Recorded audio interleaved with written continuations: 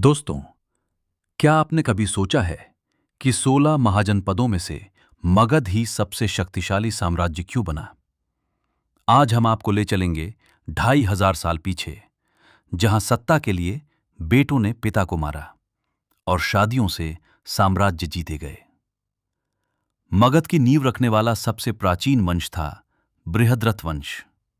इसके संस्थापक स्वयं बृहद्रथ थे और राजधानी थी पहाड़ियों से घिरी गिरिब्रज यानी राजगृह।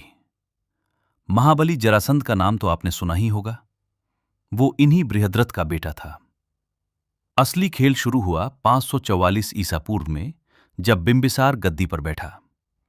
ये दुनिया का पहला ऐसा राजा था जिसने प्रशासनिक व्यवस्था यानी मैनेजमेंट पर जोर दिया। लेकिन बिंबिसार की एक खास ट्रिक थी। वो युद्ध से ज्यादा शादियों में यकीन रखता था।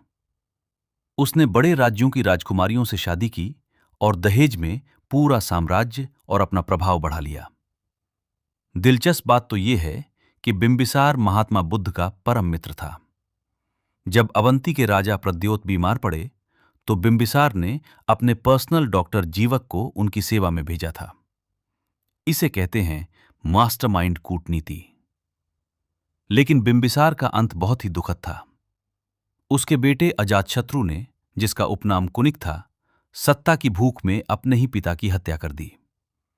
अजातशत्रु ने 32 साल शासन किया और अपने चतुर मंत्री वर्षकार की मदद से वैशाली को भी जीत लिया। इतिहास ने यहां खुद को दोहराया।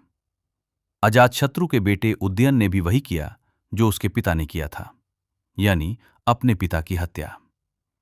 इसी उदयन ने गंगा और सोन नदी के संगम पर पाटलिपुत्र शहर बसाया। हर्यंक वंश के बाद आया शिशुनाग वंश। इसके राजा कालाशोक ने राजधानी को फिर से पाटलिपुत्र शिफ्ट कर दिया। लेकिन इसके बाद एंट्री होती है महापद्मनंद की, जिसने नंद वंश की स्थापना की। यह भारत का पहला गैर क्षत्रिय वंश था। नंद वंश का अंतिम शासक था घनानंद।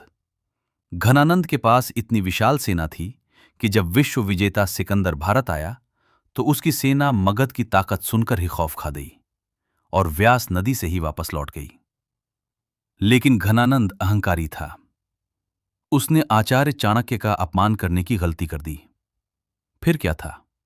चाणक्य ने एक साधारण बालक चंद्रगुप्त मौर्य को तैयार किया और घनानंद को हराकर मगध पर मौर्य वंश का परचम लहरा दिया। तो ये थी मगध के उत्कर्ष की दास्तां, पिता की हत्या से शुरू होकर अखंड भारत के निर्माण तक। अगर आपको ये इतिहास की कहानी पसंद आई तो वीडियो को लाइक करें।